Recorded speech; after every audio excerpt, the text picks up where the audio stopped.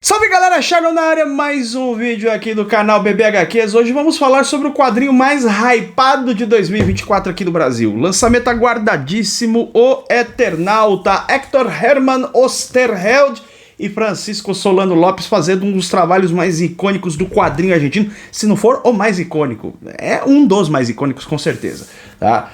E a editora Pipoca e Nanquim lançou esse trabalho e sempre tem aquela pergunta aí, muito hype, é tudo isso mesmo? Mas é tudo isso mesmo? Vou trazer todas as informações pra você agora, mas você não pode se esquecer de deixar o seu like nesse vídeo aqui. Deixa o like, cara, deixa o like. Eu li esse quadrinho aqui, ó, esse quadrinho demorado de ler, hein? Esse quadrinho aqui foi dedicação para trazer para você o quanto antes aqui a resenha, então não esquece de deixar o seu like, é muito importante. E claro, quero convidar você a entrar no nosso canal de Telegram, porque estamos em mês de promoções, é o melhor mês para se comprar quadrinhos aí em novembro, muita promoção rolando lá no nosso canal de Telegram. Então aponte a câmera do seu celular aí pro nosso QR Code, entre no nosso canal de Telegram para você aproveitar. Beleza? Vamos então falar deste trabalho. Olha, esse trabalho ele foi produzido no formato de tiras, tá? Ele foi produzido num formato de tiras lá na década de 50, escrito pelo Hector Hermann Oesterheld e desenhos do Francisco Solano Lopes. Esse trabalho foi muito marcante, é uma grande referência do quadrinho argentino. É possível você ver em vários momentos da história do povo argentino, da história do povo de Buenos Aires, imagens, né, do Juan Salvo, que é o Eternauta, o personagem principal dessa história, pintado ali nas paredes. Em 2025 vai estrear a série televisiva do Eternauta. Então é um quadrinho muito marcante, muito importante, sobretudo, né, por sua relevância nos aspectos políticos. Esse quadrinho ele é visto como uma metáfora, um quadrinho de ficção científica que fala sobre humanos tentando lidar com uma invasão alienígena. É disso que fala o Eternauta, mas ele foi metaforizado, ele é uma metáfora dentro da vida do Hermann Oesterheld, da vida do próprio Francisco Solano Lopes, de vários problemas políticos que aconteceram ao longo da história da Argentina, de opressão, ditadura, etc e tal. Importante lembrar que as filhas do Oesterheld e o próprio Oesterheld foram capturados pela ditadura argentina e mortos. Nunca se encontrou o corpo, o cadáver do Oesterheld, tá? Então isso aí não tem como você separar uma coisa da outra. Não existe como, inclusive essa obra que tem textos introdutórios, é necessário entender esse contexto, até porque teve um Eternauta 2, o Oesterheld fez uma segunda parte quando já estava no exílio, fugindo para lá e para cá e tal, e depois teve um terceiro Eternauta ainda, foi publicado aqui no Brasil anos atrás pela editora Comic Zone, com desenhos do magistral Alberto Breccia, tá? Então o Eternauta é um personagem muito importante por tudo que ele representa, tá? Mas isso é algo que está descrito na parte introdutória do trabalho, né? Tem uma introdução muito boa que traz todo esse contexto. Se você fizer uma pesquisa rápida sobre a vida do Oesterheld, você vê esta tragédia que aconteceu na vida dele, de perder as suas filhas foram mortas pela ditadura militar, ele próprio foi morto, então é algo realmente muito sério que nunca pode deixar de ser dito, mas tem uma questão que sempre fica e as pessoas têm um pouquinho de vergonha de perguntar. Aquela pergunta que ninguém faz, porque você fala, cara, é uma obra representativa, importante, histórica, feita lá nos anos 50, pô, tem todo um contexto. Mas a história é boa? Ela provavelmente foi muito boa lá, quando saía na revista Hora Cera e tal, lá nos anos 50, a galera curtiu, tanto curtiu que virou um símbolo. Mas um leitor do século XXI, que nunca leu o quadrinho argentino, que nunca leu Oesterheld, ou que já tenha lido quadrinhos argentinos e talvez nunca tenha visto o porquê essa obra é tão importante e tão referenciada em vários trabalhos de outros artistas argentinos, a história é boa. A história vale a pena, a construção da história é boa, é uma história que empolga em 2024, é uma história que eu pego, leio e me empolgo com ela, é uma história que vale o investimento pela história, não que você separa uma coisa da outra. Nunca vai separar uma coisa da outra, mas eu quero saber se a história é boa, porque eu acredito que você precisa saber essa informação. Porque existem trabalhos que eles têm uma qualidade muito grande e não têm grandes representatividades em termos políticos ou para um povo, como o Eternauta tem para o povo argentino, especialmente de Buenos Aires. Existem outros quadrinhos que são quadrinhos muito representativos pela época que foram publicados, eles foram um marco ali da sua época, mas a gente lê hoje e fala... mais ou menos, né? Então, o programa é para falar sobre esta qualidade de histórias, tá? Sem separar nunca o elemento do contexto, a questão política em volta desse quadrinho, mas eu vou me deter mais no comentário que vou fazer sobre esse trabalho, na questão de história. É bacana, é legal, o Eternauta é bom de ler, vale a pena ler? Então vem comigo que eu vou te dar todos os detalhes agora. Bom, primeiramente vamos conferir aqui todo o trabalho gráfico feito pela editora Pipoca e Nanquim, reconhecidamente uma edição lindíssima, tá? Eu quero te mostrar que nós temos aqui uma luva, isso aqui não é um box, tá? Isso aqui é uma luva. Então, de fato, ela tem um papelão mais fino aqui, não é uma gramatura muito alta, mas é uma proposta diferente do que você encontra, por exemplo, em box de Druna, né? Ou do Incal, que foi lançado também pela editora Pocket, que ali sim é um box, então é uma proposta diferente. A ideia dessa luva é para que o seu quadrinho fique em pé na estante, uma vez que o Eternauta é um quadrinho widescreen, ele é um quadrinho horizontal, tá? A arte muito bonita, a escolha de cores, pô, não tem o que falar, tudo muito bonito. É uma edição que chama atenção, eu gostei muito da escolha dessas cores mais esverdeadas. Aqui nós temos personagens que são fundamentais aqui em toda a trama. O principal deles, né, que é o Juan Salvo, que é o Eternauta. Aí você tem o Pablo, que é um garoto de 12 anos que vai aparecer na história. Martita, filha do Juan Solo. Juan Solo. Do Juan Salvo. Juan Solo é do Jodorowsky. Eu falei de Incal aqui, fiquei pensando no Jodorowsky. Você tem o Favalli, que é um personagem muito importante. A Helena, que é a esposa do Eternauta. O Mosca, que é um historiador que fica acompanhando ali vários momentos da história para ir narrando, ele fica escrevendo ali. E você tem o Franco aqui, que é um mecânico e que se mostra um dos personagens mais legais da série. Beleza? Então você tem essa caixa aqui muito bonita, tudo certo com ela. Vamos olhar a edição. Vou colocar aqui de lado a edição. Como já disse, widescreen. E aí ficou um negócio lindo, né? Essa capa cortada, ficou aqui, né, no tamanho aqui do visor do personagem, que é algo que está totalmente relacionado com a série. Tá bem no começo, tá? Isso aqui que eu vou falar não é nenhum spoiler. Você vai ver que tem um momento na série que cai uma neve, uns flocos ali e tal, e isso é parte da invasão, né? É uma arma da invasão alienígena. Então as pessoas são obrigadas a usar um traje para se proteger desta neve, né? Esse tipo de neve maldita aí que mata as pessoas pelo simples contato. Então essa é uma das imagens, é a imagem mais icônica do quadrinho, com certeza, é a imagem que você vê nas paredes de Buenos Aires e por aí vai. O nome dos artistas aqui, Hector Herman Osterheld, Francisco Solano Lopes. Tá? Olha só, olha como ficou bonito isso. Ficou um espetáculo. Um espetáculo. Espetáculo. Parte da lombadinha aqui. Imagem do Eternauta ali, muito bonito. O que é o Eternauta, né? De onde vem esse termo, Eternauta? Eternauta é um viajante do tempo. É o viajante da eternidade, aquele que fica migrando na temporalidade. E isso é um elemento que a gente vai ver logo no começo da história, tá? Algumas características antes de falar propriamente da qualidade. Esse trabalho aqui, ele foi escrito em revistas que saíam ali com uma certa periodicidade, as pessoas iam comprando e acompanhando a revista. Então a gente tem alguns elementos aqui que remetem a coisas que vimos em tiras, especialmente de quadrinhos americanos dos anos 40, 50. Por exemplo, olha que guarda sensacional, né? Os personagens todos aqui.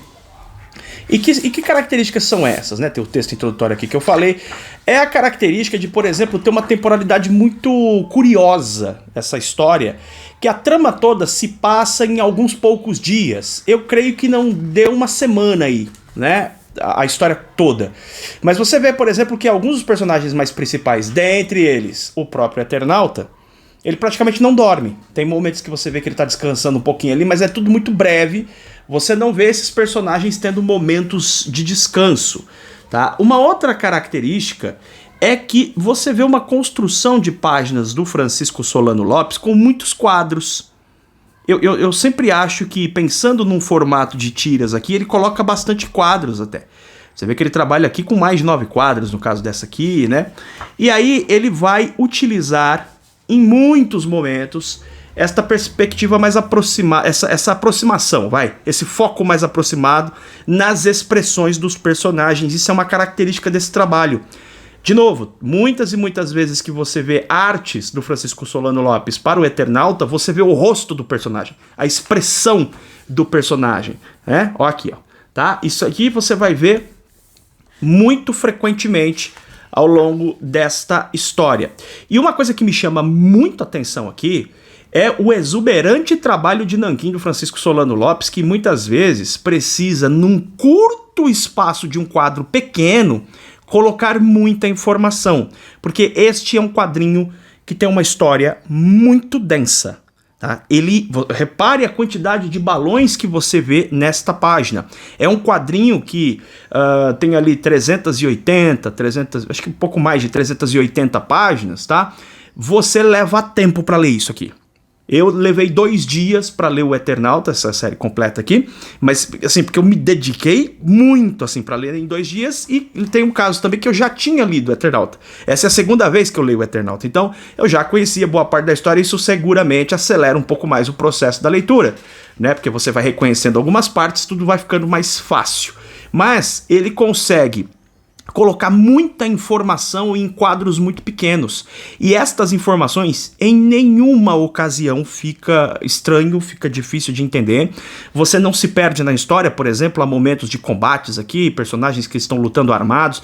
Você não fica com aquela desorientação para onde esses caras estão, de onde esses caras estão vindo.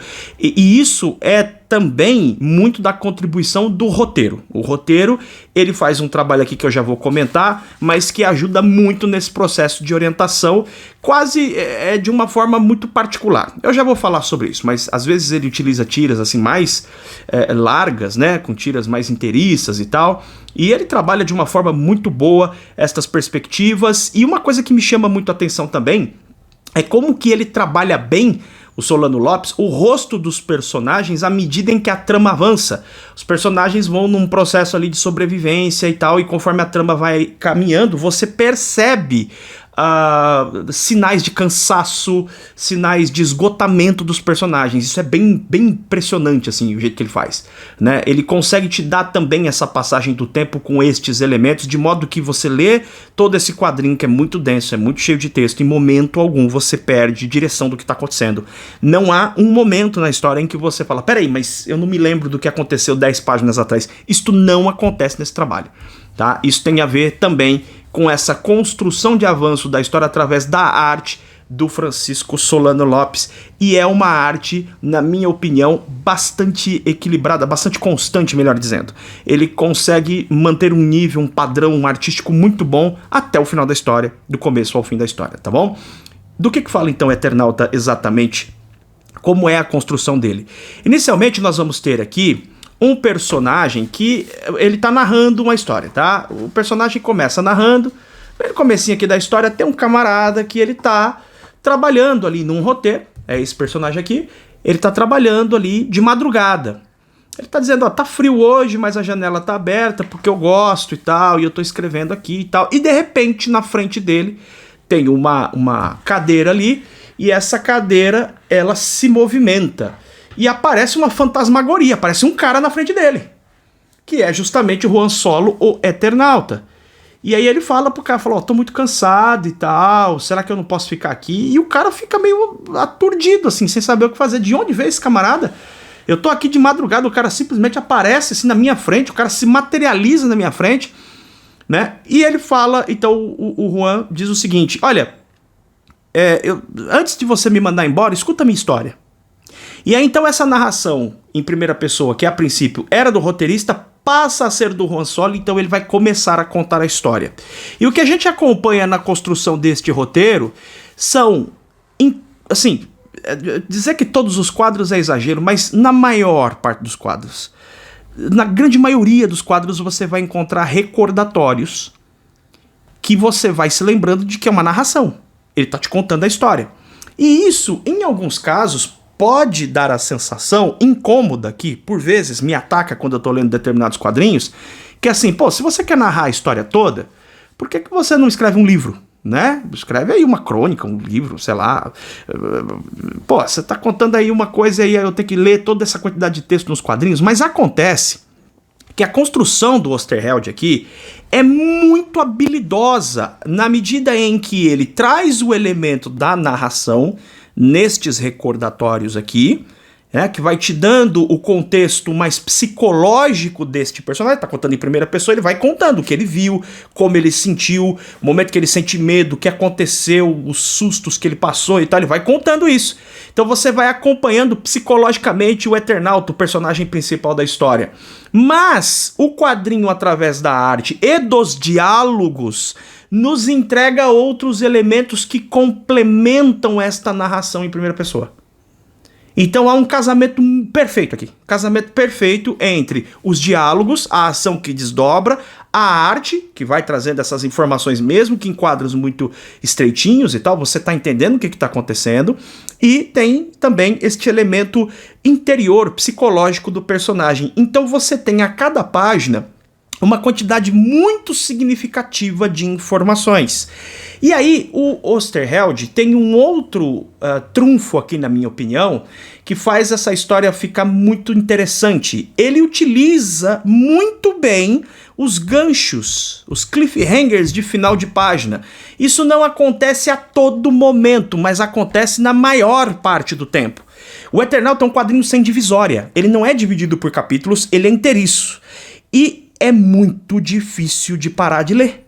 Você começa a ler a história com os cliffhangers que ele vai utilizando e com o avanço da própria construção da história em si, né, de como os eventos vão se desdobrando, você vai acompanhando este personagem descobrindo cada elemento, cada situação, as indagações, quem será o inimigo, o que vai acontecer, que barulho é esse, e ele vai utilizando com muita esperteza, com muita inteligência, momentos ao final de cada página desse gancho, faz você virar a próxima para você ver o que vai acontecer. É muito difícil parar de ler o Eternauta, apesar de ser um quadrinho com uma quantidade de texto que, na maior parte dos casos, não estamos acostumados em quadrinhos mais modernos, em quadrinhos atuais. Então ele é um quadrinho que cansa pela quantidade de textos, pela quantidade até de eventos, porque o quadrinho ele é altamente dramático, os eventos são altamente intrigantes, ele tem um quê de mistério, porque você quer saber o que é isso que está acontecendo, por que está acontecendo isso, e eles vão buscando entender quem são esses invasores, por que eles estão aqui, o que eles estão fazendo, que arma é essa e tal, e aí tem todo momento em que há também o elemento da sobrevivência na história, e você vai pensando e se preocupando um pouco com o comportamento destes personagens. Eu não diria que é um quadrinho de sobrevivência como é, por exemplo, The Walking Dead. Vem até um marcadorzinho aqui de página. Não é um quadrinho ao estilo The Walking Dead, em que você fica ali a todo momento na ponta da cadeira vendo o que cada personagem vai fazer. Mas ele tem sim algo disso, ele tem um tempero disso, de em alguns momentos você desconfiar da atitude de algum personagem, embora que o Osterheld deixe muito claro isso, que ele acredita na união humana. O Osterheld, ele acreditava na humanidade, ele acreditava que os seres humanos, quando se unem, são capazes de fazer coisas muito grandes. Então, o quadrinho ele tem estes elementos que são muito bem estruturados, muito bem construídos. E enquanto eu lia o quadrinho, eu encontrei o que a princípio eu acreditei ser alguns pequenos defeitos ou furos na construção do roteiro. Por exemplo, existem situações... como é que eu vou designar isso sem te dar um spoiler? Existem situações que acontecem onde seres ou circunstâncias são nomeados pelos protagonistas da história. Os personagens ali, eles dão um nome para aquela situação ou para aquele ser ou personagem que apareceu. E aí, eles vão para um outro local e encontram uma outra pessoa que não estava naquela situação e a pessoa nomeia da mesma forma. Falei, nossa, mas como é que essa galera convencionou tudo isso, assim? Porque eu tô chamando de A, aí o outro tá lá do outro lado, ele poderia chamar de B, ele não tá na mesma situação que ele poderia chamar de outra forma. Como é que ele chama de A da mesma forma que eu chamo? Não é? Então, eu achei que era um problema de roteiro até que eu terminei a história. Eu não me lembrava do final do Eternauta. Quando eu concluí a leitura, eu tive uma interpretação que eu não vou te dar aqui nesse vídeo, mas que pra mim ficou muito explicado. E eu vou te dar uma pista para quando você ler esse quadrinho, você ver se você encontra isso que eu estou dizendo.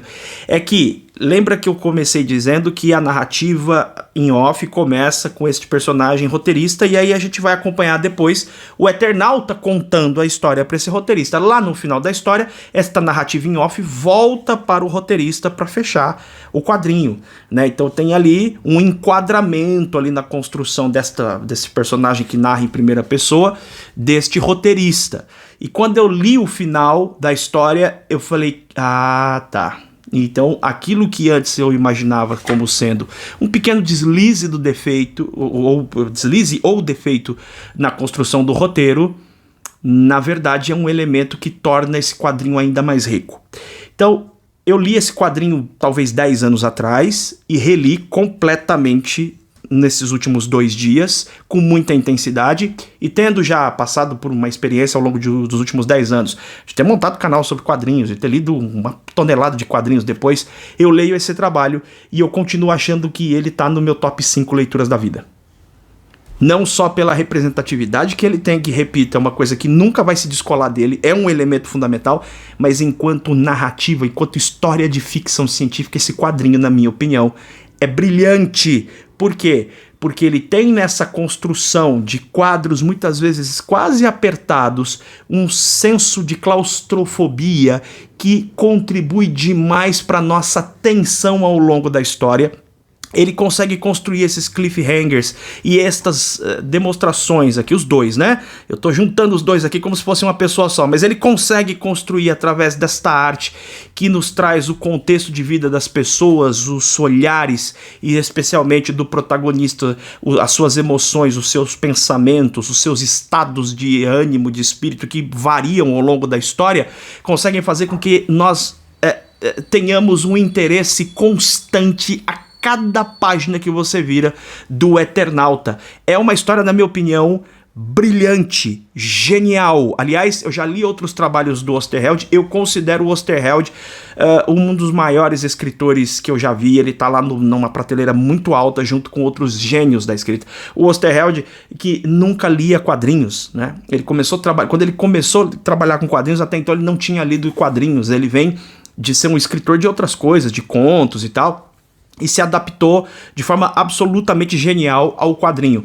Então, eu quero te dizer o seguinte, que eu não vou folhear muito mais aqui, porque senão eu vou começar a entregar demais os elementos, e uma coisa que esse quadrinho tem que é incrível, são as surpresas que ele revela para você à medida que você avança na leitura.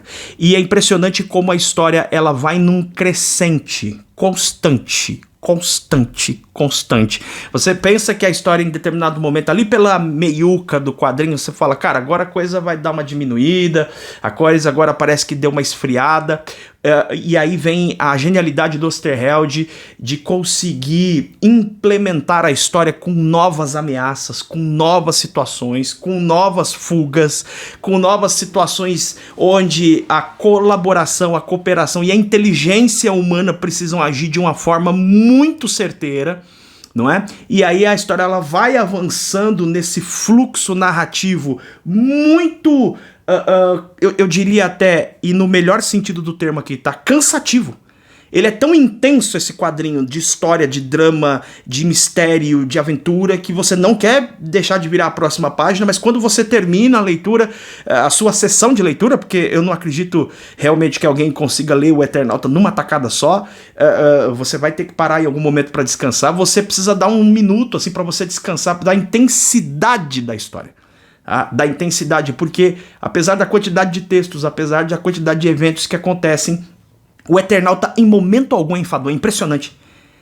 Eu não estou exagerando aqui, eu estou sendo absolutamente certeiro no que estou dizendo. Em momento algum você enjoa desse quadrinho. Em momento algum você fala, pô, tá legal, entendi isso aqui, vamos em frente.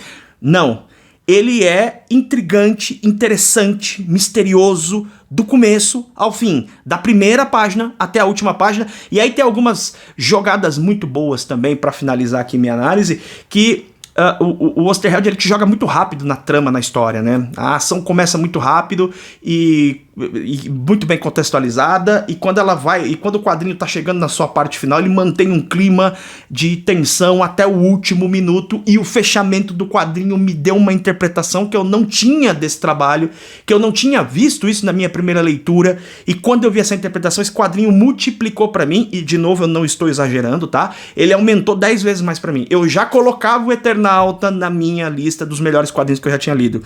Com esta leitura nova, com mais experiência, tendo visto outros quadrinhos argentinos e tendo visto como ele constrói esse roteiro, ali na parte final, quando ele fecha como se fosse um parênteses aqui, ó, o começo da narração em off ali, tá aí o final e tal, ele te dá um elemento que quando eu percebi, eu falei, cara, isso aqui é muito melhor do que eu imaginava.